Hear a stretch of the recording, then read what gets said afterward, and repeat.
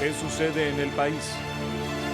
Tendencias del acontecer nacional en Análisis Situacional. Bienvenidos a Análisis Situacional. Recuerde, no basta con estar informado, es necesario un análisis libre, plural, profundo, inteligente acerca de la situación, de las tendencias y los escenarios. Hoy nos acompaña Jesús Ernesto Parra. Él es analista político, escritor, editor y periodista. Fue director del Ministerio del Ambiente, director de la Vicepresidencia Económica, asesor de la Oficina Nacional Antidrogas, administrador en la Bolivariana de Puertos, directivo de la Biblioteca Ayacucho y de la editorial El Perro y la Rana. Actualmente es columnista de Ciudad Caracas. Bienvenido, Jesús. ¿Cómo estás? Un gusto, Oscar. Encantado de estar nuevamente aquí en tu mesa de debate. Muy grato verte y sobre todo, bueno, escuchar tus siempre profundos, certeros análisis, interpretaciones, para ayudar a la audiencia a entender este mundo desordenado, caótico, complejo, contradictorio que estamos viviendo. Hace unos días se realizaron las elecciones en Colombia. El pacto histórico avanzó más de 1.100.000 votos. Surgió un outsider, Espriella. ¿Cómo interpretas esta nueva realidad política en Colombia? Y quiero destacar cómo los medios de comunicación, las redes, las grandes organizaciones que construyen opinión, que influyen en la opinión, han destacado el triunfo de Espriella y no el avance significativo del pacto histórico y de Gustavo Petro como presidente. Más de 1.100.000 votos avanzó la izquierda colombiana. Es que está acercándose, y si lo interpreta como un avance táctico, la izquierda en Colombia está muy próxima a conseguir el piso político para la construcción de un proyecto de izquierda. No solamente un proyecto electoral, sino la construcción de un proyecto político sólido, de mediación con la sociedad y de interpretación de la realidad colombiana. Oscar, yo destaco que el pacto histórico, y no solamente el pacto histórico, sino la candidatura de Cepeda, la candidatura más próxima, más responsiva, quizá más dialogante, a diferencia de la de Petro, que era más intelectual y un poco más, más sobre la personalidad de Petro construida, dé la oportunidad a que haya algo inusitado en la política colombiana, que es un proyecto de izquierda, un proyecto político, que se convertiría además en un bastión en la América del Sur, bastión de resistencia política, más allá de los resultados de la segunda vuelta, donde tenemos que recordar que la derecha viene atomizada, con una cantidad importante. De hecho, Espriella no es ningún líder histórico.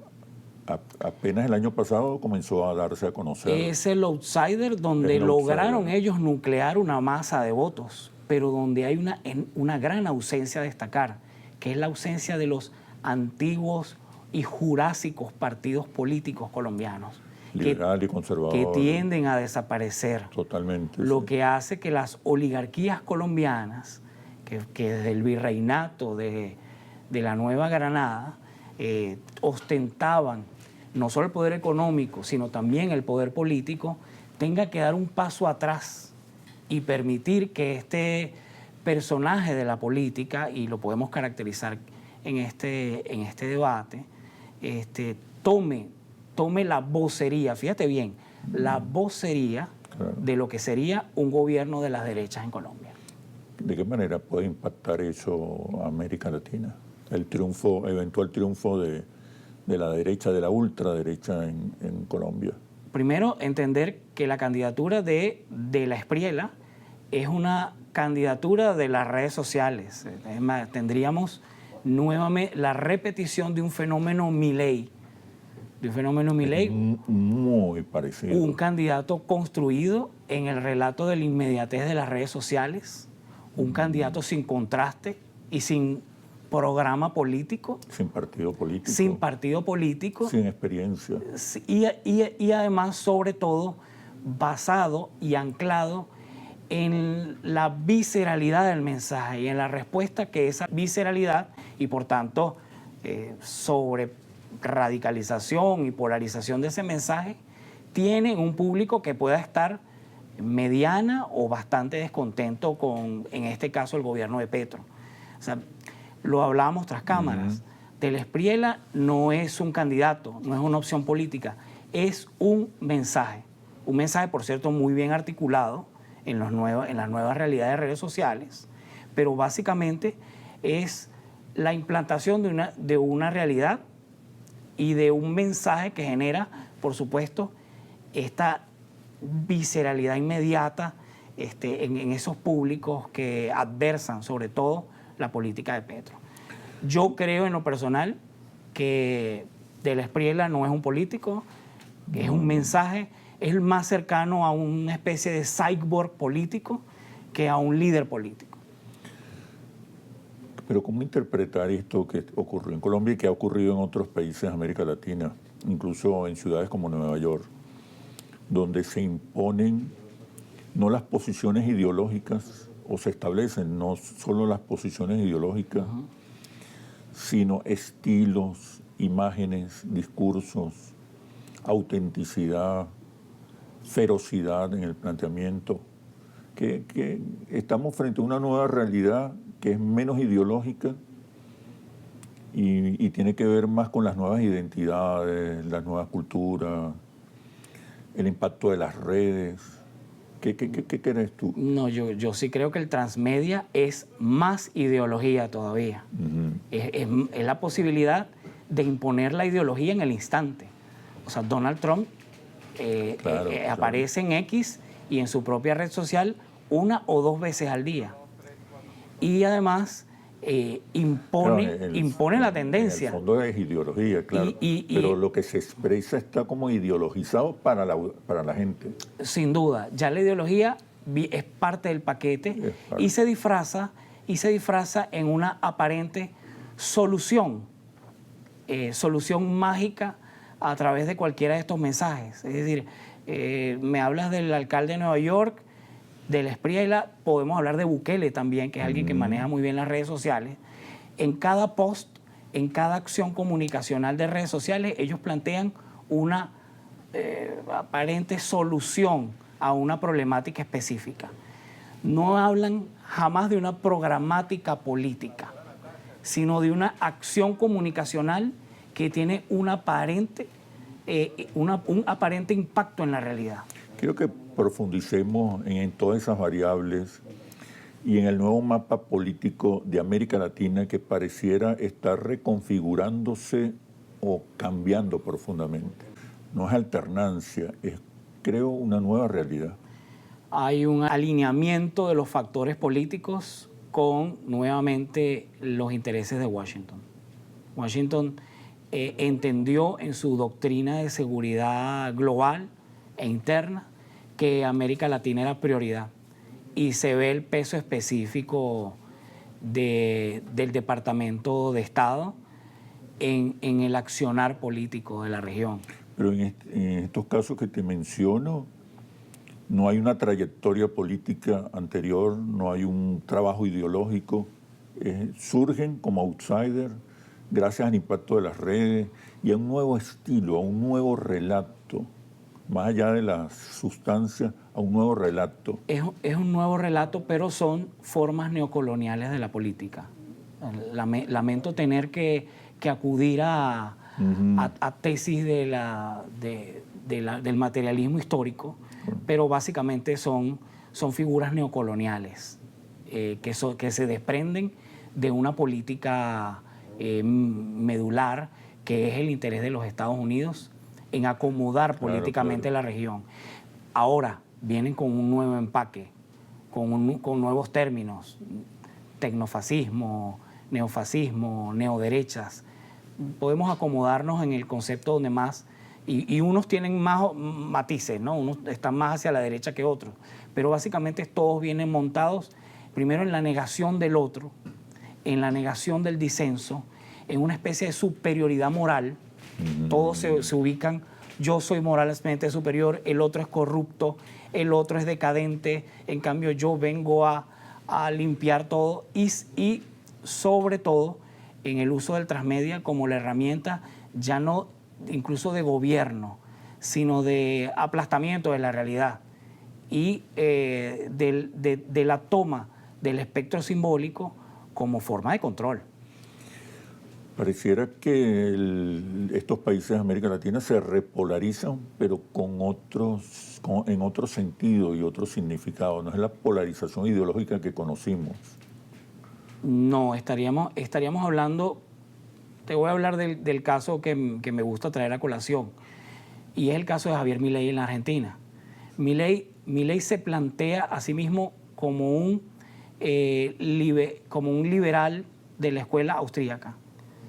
Abolición del Estado, prelación del individuo, libertad de comercio, pero termina aplicando una fórmula neoliberal clásica, muy de los años 90, swap de deuda, Fondo Monetario Internacional, inversión clásica aplicada a los países, privatizaciones.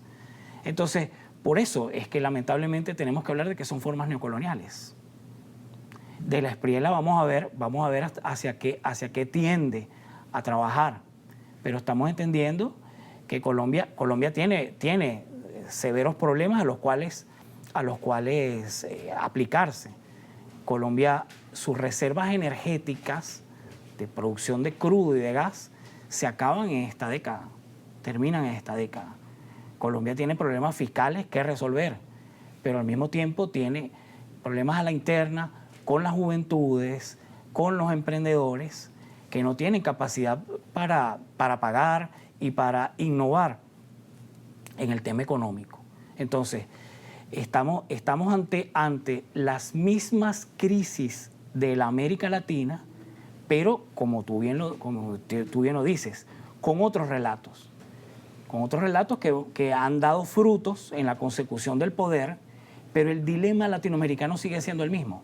Quizá ha evolucionado porque las sociedades, en la sociedad de redes, hemos pasado de los intereses materialistas a definitivamente a ser una sociedad posmaterialista, es decir, con intereses de valor agregado. Tú lo ves como una tendencia sólida, fuerte. Sólida, lo veo en la calle, te lo comentaba. Esa es una respuesta frente a la arremetida neoliberal en los contenidos y en los significados. Claro, porque te da... Pero espontánea. Y da la oportunidad a la política, y en este caso al progresismo, a avanzar en la inclusión. Que en cualquier política pública, dentro del sistema, y entendiendo que el sistema gravita alrededor del capital y de la generación de riqueza, puede generar inclusión. Puede generar inclusión en lo micropolítico, porque se entiende que el manejo de la crisis latinoamericana, estamos hablando de desinversión, estamos hablando de asimetrías y de la necesidad de América Latina de insertarse en la nueva dinámica planetaria, bien sea o te acercas a China o te haces indispensable para los Estados Unidos o generas un acuerdo de libre comercio como el de Mercosur con Europa, se va a nuclear y se va a anclar sobre todo en el desarrollo de nuestra sociedad en lo micropolítico, en la familia, en el individuo, en la mujer, en mujer madre, en el joven, en el estudiante. Ahí aparece la micropolítica y ahí tiene que aparecer la inclusión. Ni la derecha ni la izquierda tienen programas para eso. ¿Por qué? Porque la izquierda, sobre todo porque la izquierda no tiene respuesta frente a esa nueva realidad. La izquierda... Habiendo ocupado posiciones tan importantes en el gobierno, en el Estado. Pero la izquierda latinoamericana decidió una posición reactiva ante la arremetida de las derechas, de los adversarios y del propio Estados Unidos. No fue lo suficientemente agresiva, no en el discurso, no en su propia formación ideológica, sino en la política pública de cara a la ciudadanía. No fue lo suficientemente agresiva. Por eso Por eso vemos que cuando recogemos redes atrás, hacia atrás, es difícil defender proyectos políticos como el kirchnerismo. Es difícil defender proyectos políticos como el de Evo Morales. Venezuela tuvo la suerte de establecer la Constitución bolivariana, que es una constitución que da marco de inclusión, incluso para proyectos de derecha. Venezuela fue la que más avanzó en ese sentido.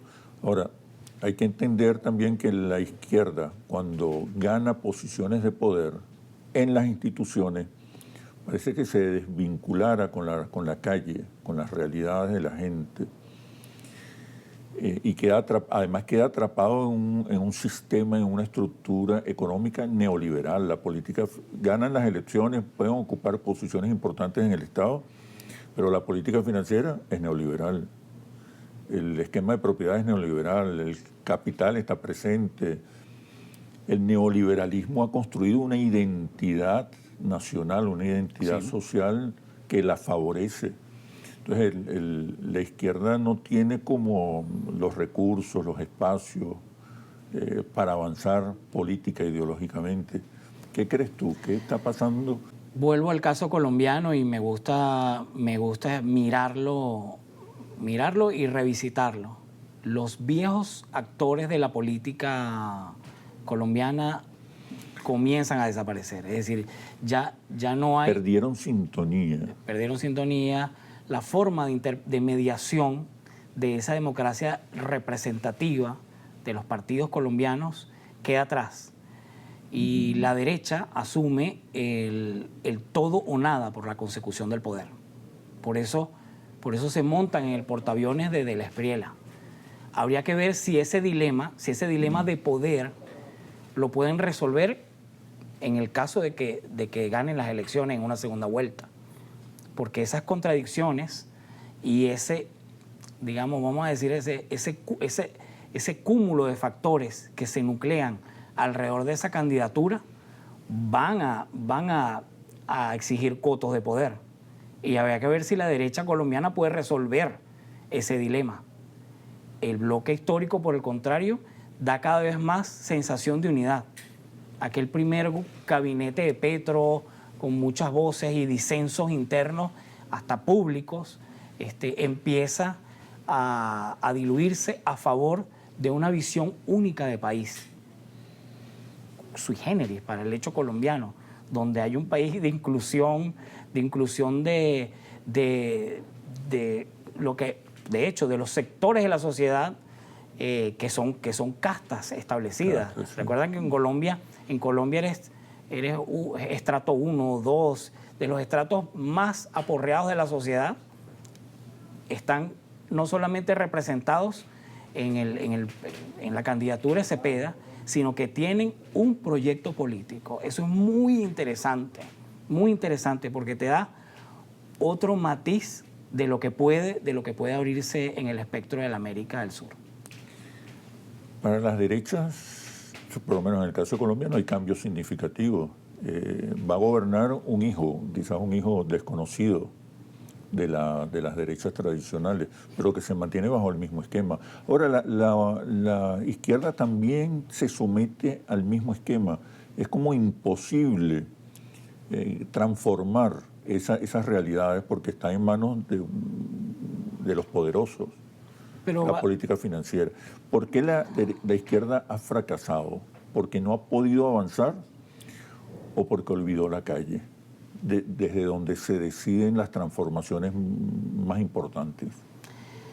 ¿Qué crees tú? ¿Qué estás viendo? Creo que, y en el caso de la izquierda, de la América del Sur, en primer lugar, haber nucleado, y vuelvo a usar el término, su sentido político y el punto de acción político en el éxito de la revolución bolivariana y en la capacidad financiera de pujar en los demás espacios de la política global que tenía la revolución bolivariana, fue un error. Fue un error porque si bien es cierto, ese impulso político te da la posibilidad de posicionarte, si el trabajo de base, si el trabajo histórico no se convierte en una política pública, no se transforma en una política pública que cambie el espectro interno, como tú bien dices, que la política no sea únicamente una política financierista, sino de ahorro, de inclusión en la bancarización. Me hablas de otra identidad. Sin duda, hablaremos de otras instituciones. Otra identidad. No instituciones de banca pública financiera, sino de banca pública inclusiva.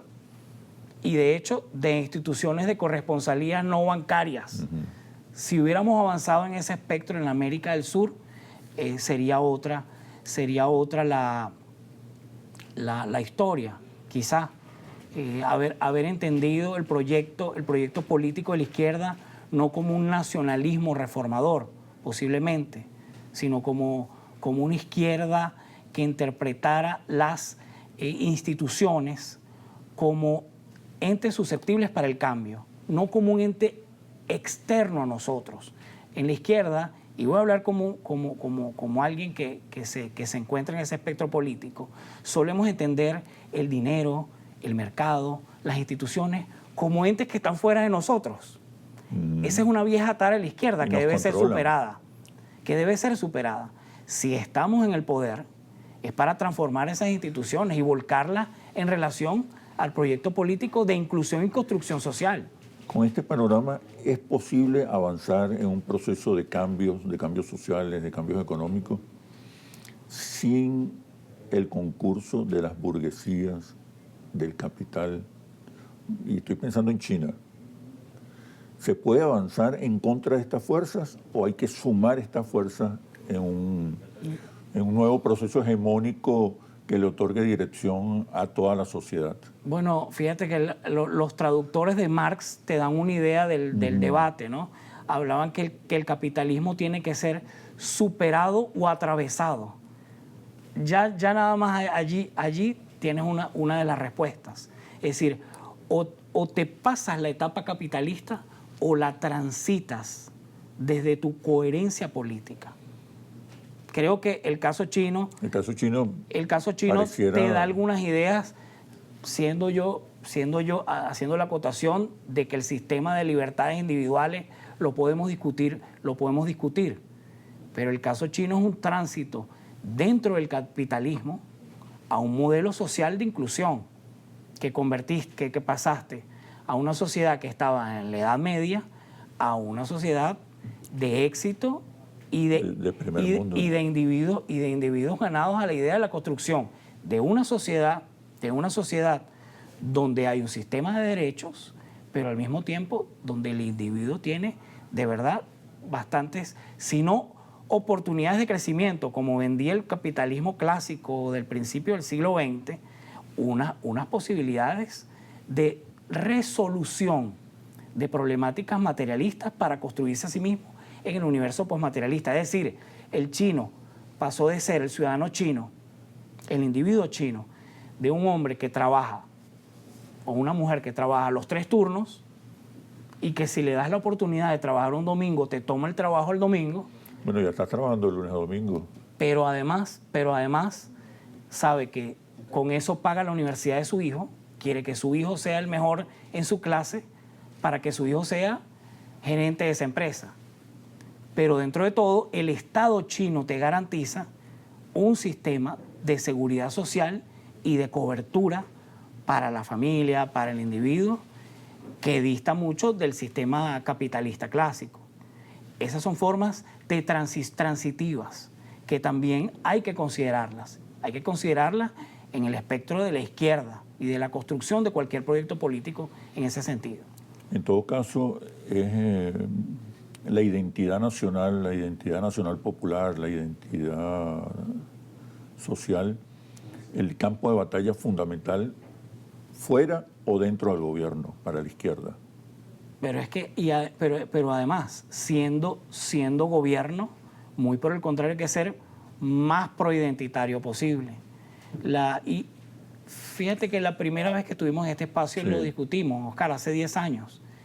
el choque contra el gran capital que viene, el que se avecina, el capital, el criptofeudalismo, ese capital que ya no respeta reglas de juego, que no cree en la libertad de comercio, la respuesta está en la identidad de los pueblos. La respuesta está en la firmeza de esas sociedades imaginarias, como hablaba Castoriadis, es decir, de las sociedades que son capaces de saberse a sí mismas en un cúmulo de símbolos y de formas y de valores, y que no se someten ante el aplanamiento del capital. Quiero que ahora tengamos una perspectiva más global, más allá de América Latina, el nuevo mapa global. ¿Qué está ocurriendo en el Medio Oriente? ¿Qué está ocurriendo en el Estrecho de Hormuz? ¿Estamos hablando de un mundo multipolar o de un mundo más bien tripolar? En primer lugar, los Estados Unidos de América está estableciendo el limes imperial.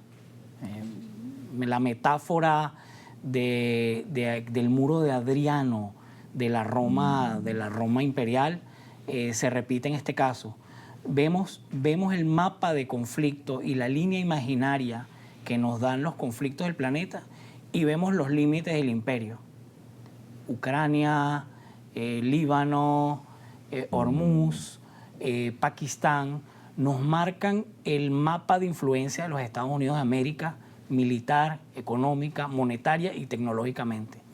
Creo que los Estados Unidos están marcando territorio frente a los imperios nacientes de Rusia y de China. Ya no hablamos de multilateralismo, multipolaridad, sino hablamos de tres bloques con características imperiales, aunque no manifiestas, pero sí en lo técnico, al revisar, tienen mucho de eso. El presidente chino plantea casi un mundo bipolar en el discurso con el que presentó o le dio la bienvenida al presidente Trump. Sí, hablaríamos de dos bloques, la Eurasia frente al Anglo-Pacífico, básicamente. Son dos bloques que se enfrentarían, pero a veces también se complementan, cuidado. No hay que olvidar que la economía china y americana, sobre todo de la costa este, que es muy próspera en su actividad portuaria, son economías complementarias. A pesar de que se enfrenten, a pesar de que se midan cada quien hasta dónde llega su fuerza, son economías complementarias en el área del Pacífico. Entonces, creo que esas dos fuerzas chocan y se encuentran y se están delimitando. ¿Qué ocurre en Hormuz? Para responder a tu pregunta.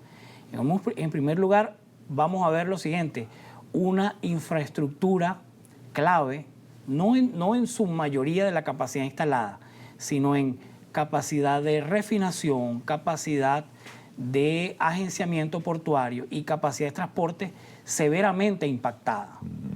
Y curiosamente, la infraestructura que fue impactada por el conflicto de los dos bandos, Irán y Estados Unidos, es la infraestructura que provee a China y al sudeste asiático. Casualmente. Entonces ahí te vas dando cuenta a quién favorece el saldo del conflicto, ¿no? Más allá de que Irán sostenga con firmeza su posición desde una cúpula política bastante afectada. O sea, los cuadros políticos han sido diezmados físicamente, pero aún así la Guardia Revolucionaria sostiene el control del país. Me imagino que hay una estrategia, pues, que se comparte. Pero el hecho es que la estrategia de contención del crecimiento sostenido de China por parte de los Estados Unidos está funcionando.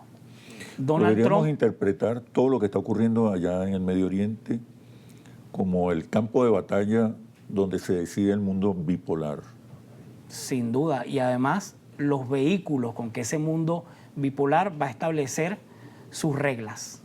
Todavía, y el hecho que se impacte Hormuz, que va a requerir reconstrucción de esa capacidad instalada, y no vas a reconstruir esa capacidad instalada sin crédito, claro, te ancla más al dólar. Y el que haga el petróleo más escaso hace más anclaje al dólar. y curiosamente Donald Trump puso una nueva autoridad en la Reserva Federal que le es extrañamente afín a su política monetaria. Mira cómo se va, si vamos juntando los puntos, vemos una estrategia integral, global, de dominación del espectro de influencia de los Estados Unidos para contener al otro bloque euroasiático que tú bien planteas. Bueno, podemos decir que hay un declive del poder hegemónico de Estados Unidos. Sí, sin duda, pero los imperios, te recuerdo, en la historia tardan A este le falta mucho más. 2 siglos en venirse abajo. Es decir, los periodos imperiales son de 2, 3 siglos y tienen curvas.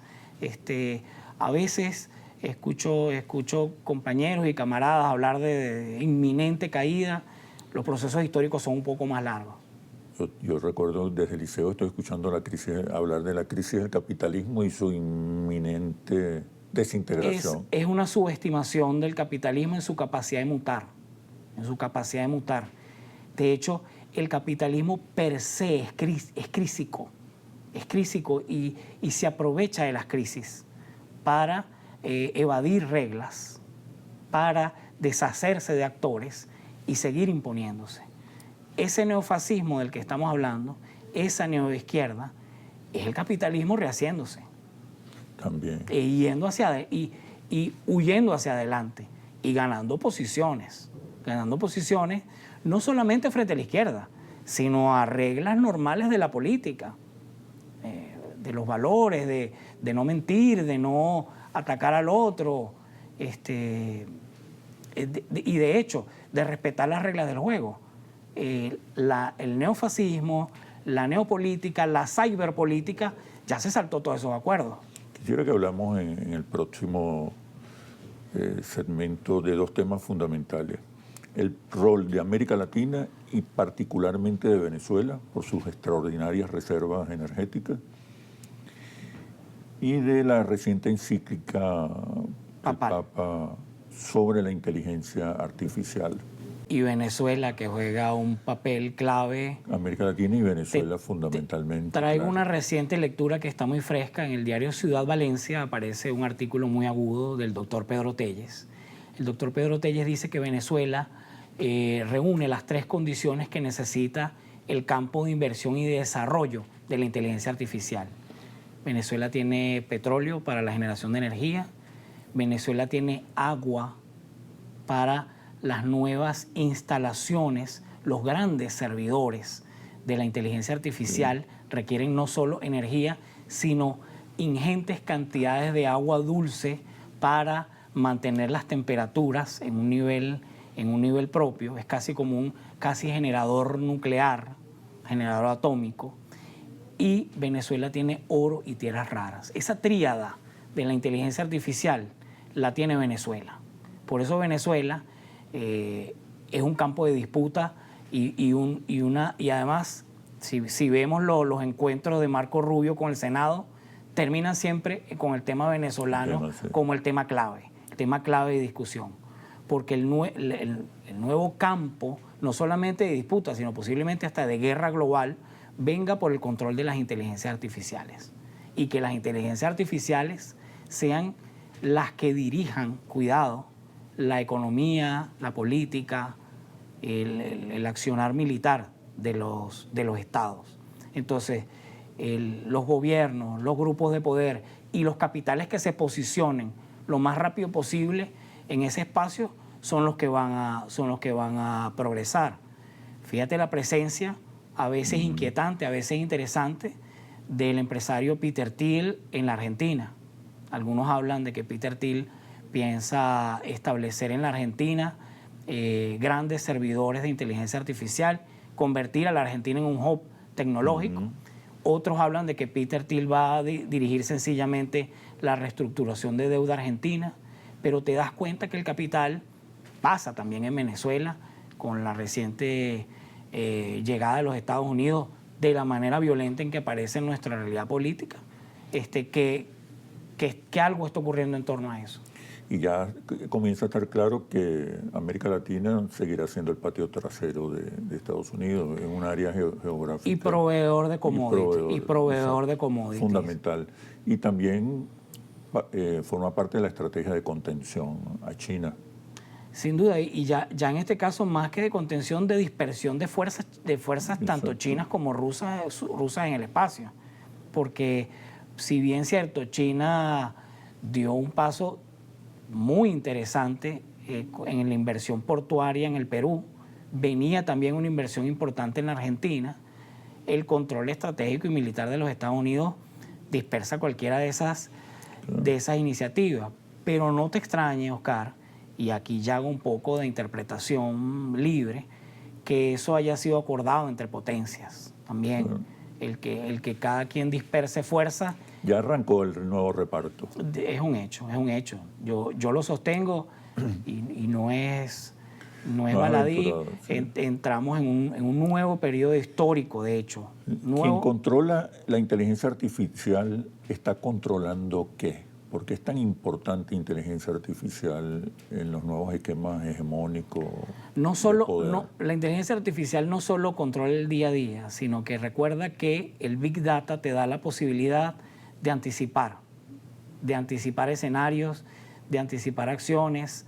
El Big Data te da sistemas predictivos inusitados y podemos adelantar cualquier accionar societal, individual, militar o ambiental, y te da la ventaja. Y el que tiene la ventaja tiene más chances de imponerse. ¿Cuáles son las amenazas? Las amenazas, lo que tú bien... ¿Qué puede pasar? ¿Hasta dónde puede llegar la inteligencia artificial? Podría ser o la utopía tecnológica de un mundo donde las soluciones están dadas por los aparatos, el aparataje tecnológico, o parece ser, y el más probable de los esquemas, es un sistema de dominación mundial dictatorial. Esa es la amenaza, y creo que es lo que plantea el Papa León en su encíclica. La necesidad de regular. Llama la necesidad de la regulación, llama la necesidad de evitar el tecnofascismo, fíjate. Él lo tipifica. Hay que recordar el tecnofascismo. El tecnofascismo no cree en el disenso, se erige como moralmente superior, cree en la inmediatez y tiene, y aquí entra también la inteligencia artificial, una predilección por el control invisible de las sociedades. Pero no solamente... Eso lo han declarado incluso los dueños de esta gran industria.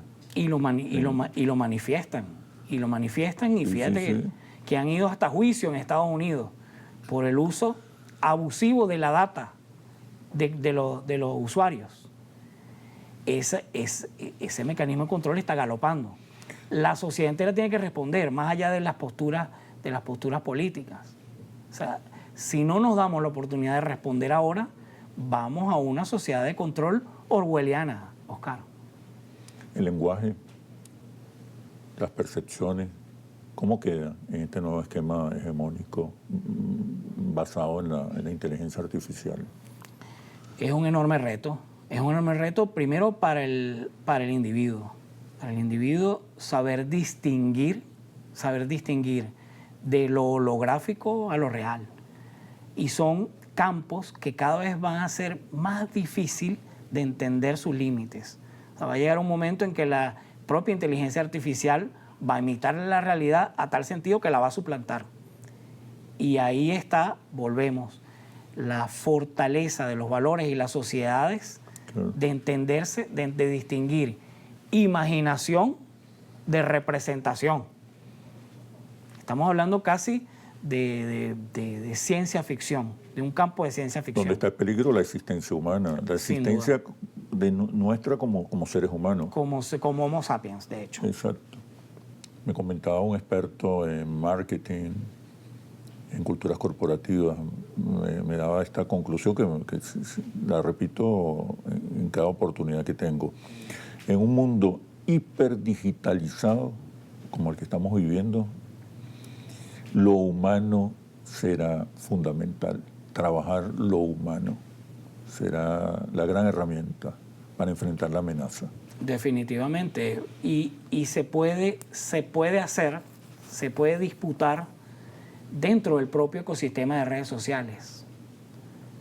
Hay que entender que las redes sociales son enormes empresas y enormes corporaciones que controlan esos canales de mediación. Si esos canales de mediación se multiplican, ya no dentro de los espacios corporativos de Meta, Yahoo, Google, sino que seamos una sociedad capaz, yo no sé si a través del software libre o algún mecanismo, o a lo mejor políticas de Estado hacia la ampliación de la conectividad y de la posibilidad de cada ciudadano de expresarse en ese campo, podamos disputarle a la enorme arremetida corporativa, porque hay que entenderlo como una arremetida corporativa, la de las redes sociales. Para la política el reto será volver a la calle. Además, el uso que tendrá que hacer de las redes sociales, de estas herramientas extraordinarias de la tecnología, que están ahí, hay que usarlas. Pero para la política será crucial volver a la calle, estar cerca de la gente y manejar un lenguaje alternativo. Y lo corresponsivo, me gusta el término de política corresponsiva, es decir, si la red social nos da la oportunidad a través de una simple denuncia de focalizar el problema, también debe focalizarse la resolución del mismo, Oscar. Okay. Pero además, no solamente la resolución del mismo, sino elevar a política pública esa posibilidad de resolución, ya no con una acción concreta, sino en una forma de abordaje. Ya no entendiendo, habría que hacer en redes lo que antes eran instituciones monolíticas del Estado. Y habría que repensarse instituciones como alcaldes, como gobernadores, que tienden a ser, más allá de que alguno u otro actor ponga su interés, cada vez menos eficaces ante esa ramificación y dispersión de los problemas. No quiere decir que sea peor, sino que mejora la especificidad de la solución. Bueno, Jesús, muchísimas gracias por este análisis situacional. Espero seguir. Creo que nos quedamos cortos, sí. Sí, sobraron temas, faltó tiempo, pero en una nueva oportunidad vamos a seguir profundizando sobre estos temas de extraordinaria actualidad y urgencia. Muchísimas gracias, Jesús. Agradecido. Nos vemos en un próximo análisis situacional por Globovisión, periodismo libre, independiente, responsable y veraz. Hasta pronto.